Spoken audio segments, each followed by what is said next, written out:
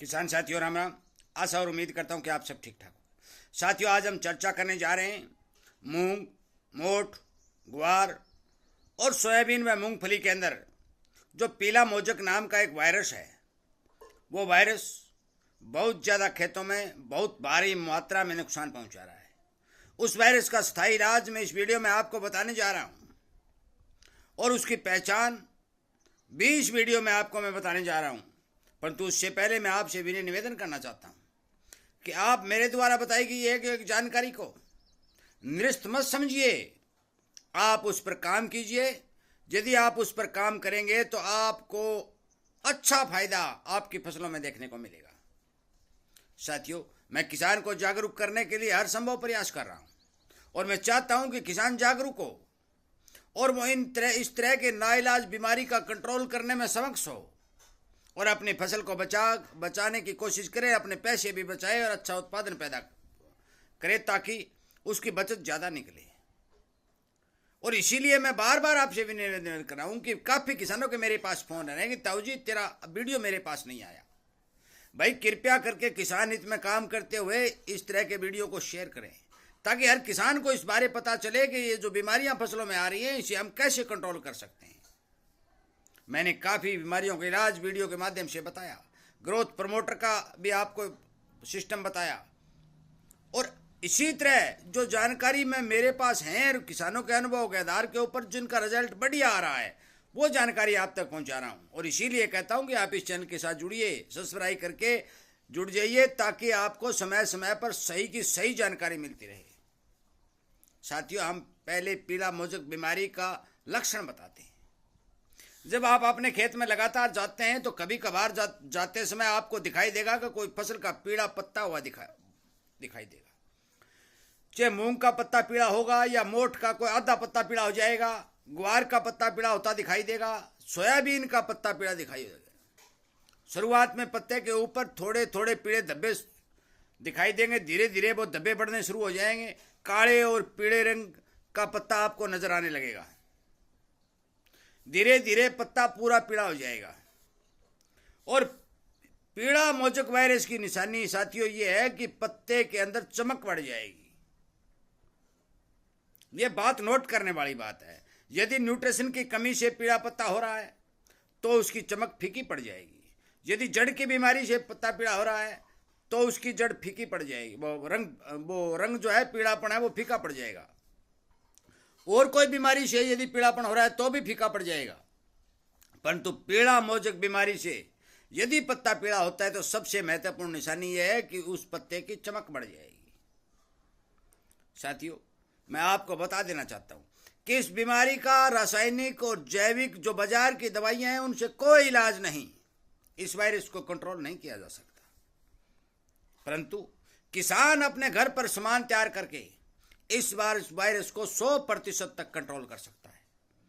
यह मेरा दावा है, मेरा वादा भी है और बहुत से किसान इस पर काम कर भी रहे हैं। मैं बार बार वीडियो बना करके आपको बता भी रहा हूं।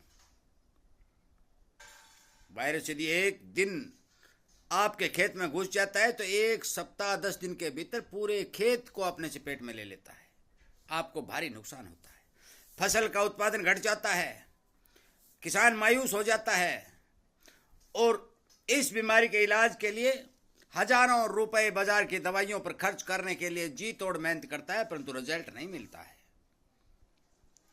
मैंने काफ़ी समय पहले एक वीडियो अपलोड किया था और इसीलिए मैं कह रहा हूं भी आप शेयर न करने के कारण बहुत से किसान वंचित रह गए हैं कि आप अपने घर पर पुरानी छाछ को इकट्ठा कीजिए, इसको पुराना होने तक छोड़ दीजिए।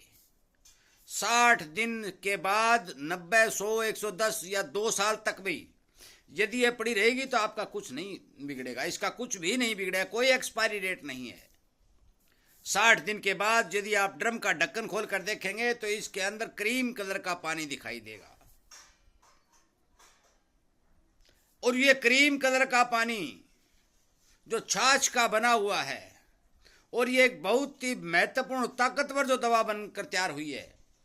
ये दवा किसी भी फसल जो मैं बता रहा हूं, मूंग, मोठ, ग्वार और ये मूंगफली और सोयाबीन में आने वाले पीला मोजक को 1000% कंट्रोल करता है।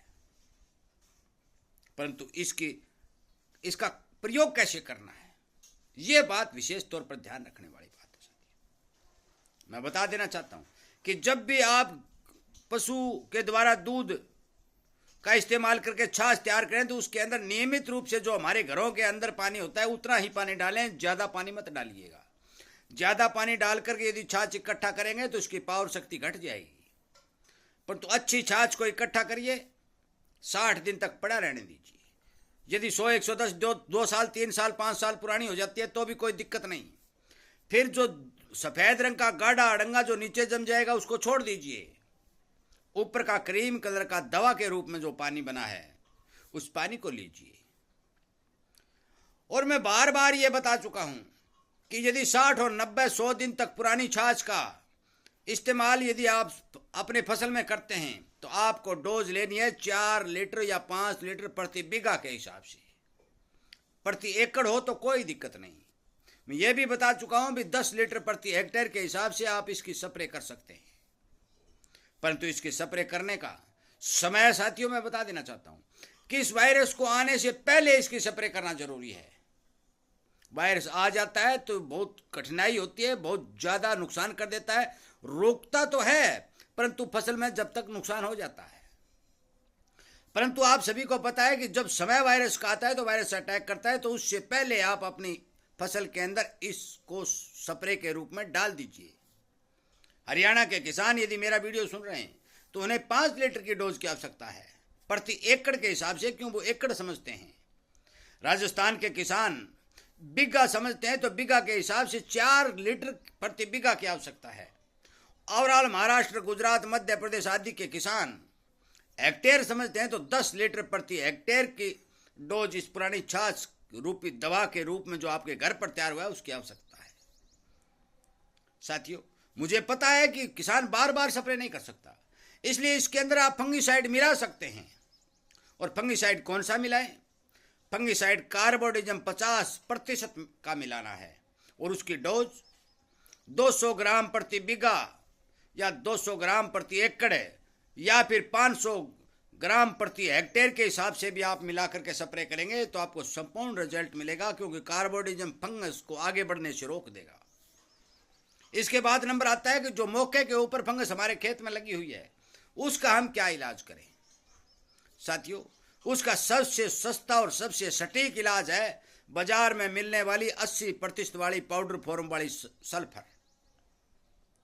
यदि आप इस सल्फर का इस्तेमाल आपके खेत में स्प्रे के रूप में करेंगे तो आपके खेत के अंदर मौजूद फंगस इसका संपर्क में आते ही खत्म हो जाएगी, क्योंकि यह कांटेक्ट फंगस का काम करती है। मैं आपको बता देना चाहता हूं कि यह 80% वाली सल्फर आपके पौधे को सल्फर भी प्रदान करेगी और फंगस को भी मारेगी। कार्बोडिजम 50% आपके फंगस को आगे बढ़ने से रोक देगा। और पुरानी छाछ का जो अमृत रूपी दवा आप घर पर तैयार कर रहे हो वो आपके खेत में वायरस को घुसने नहीं देगा। इन तीनों चीज़ों का मिश्रण करके आप अपने खेत में स्प्रे कर सकते हैं। फिर भी कुछ किसान भाइयों के प्रश्न आएंगे कि हम तेला वाली स्प्रे दवाई इसमें मिला सकते हैं। हाँ मिला सकते हैं। आप इसमें एकतारा भी मिला सकते हैं, आप इसमें रोगोर भी मिला सकते हैं, आप इसमें मोनो भी मिला सकते हैं, कोई रुकावट नहीं है। यदि किसान को पीला मोजक, फंगस दोनों ही रोगों को रोकना है तो आपके पास पुरानी छाछ कार्बोडिजम 50% और 80% वाले सल्फर होना जरूरी है, अति आवश्यक है। यह घोल आपकी फसल को संपूर्ण चारों तरफ से बचाता है और आपकी फसल का ग्रोथ भी बढ़िया करता है, बीमारियों से भी पूर्ण रूप से रक्षा करता है। साथियों मैं इसी तरह के वीडियो किसान को जागरूक करने के लिए बना रहा हूं, किसान की फसल बचाने के लिए बना रहा हूं और मैं उम्मीद करता हूं कि आप ज़्यादा से ज़्यादा किसानों तक इस तरह के वीडियो शेयर करेंगे और उन्हें जागरूक करने का काम करेंगे। क्योंकि मैंने जिस समय वीडियो पुरानी छाछ का बनाया था वो वीडियो बहुत ही कम किसानों ने देखा और जिन्होंने देखा उनने अपने घर पर पुरानी छाछ इकट्ठा किया और आज वो उसका इस्तेमाल कर रहे हैं। वो धन्यवाद भी कर रहे हैं कि हम हमारे फसल को भी बचाने में कामयाब रहे और हमारा पैसा भी बचाने में कामयाब रहे। साथियों मेरा विनय निवेदन और प्रार्थना है कि इस वीडियो को ज़्यादा से ज़्यादा किसानों तक शेयर करें। इसी तरह की जानकारी आपको मिलती रहे। आप इस बात के इच्छुक हैं तो कृपया करके इस चैनल के साथ जुड़ जाइए और जो लाइलाज बीमारी सोयाबीन ग्वार, मूंग, मोठ और मूंगफली में आ रही है। और जो पीला मोजक नाम की वायरस के रूप में फसलों को नुकसान पहुंचा रही है, उन्हें रोकने के लिए, उस बीमारी को काबू करने के लिए किसान के पास पुरानी छाछ के अलावा और कोई चारा नहीं है। माने या ना माने वो आपकी मर्जी, परंतु इसके लिए सबसे कारगर और बेहतरीन दवा जो अपने घर पर तैयार करेंगे वही काम करेगी। इन्हीं शब्दों के साथ मैं वीडियो को विराम देता हूं। उम्मीद करता हूं कि जरूर आप मेरी बात पर ध्यान देंगे और आगे आने वाले समय में इन बातों का फायदा उठाकर अपने खेत को बचाएंगे, हर किसान तक शेयर करेंगे। चैनल के साथ जुड़ करके जागरूकता अभियान को मदद कर करके जागरूकता अभियान को सहारा दे करके हर किसान को जागरूक करने का काम करेंगे।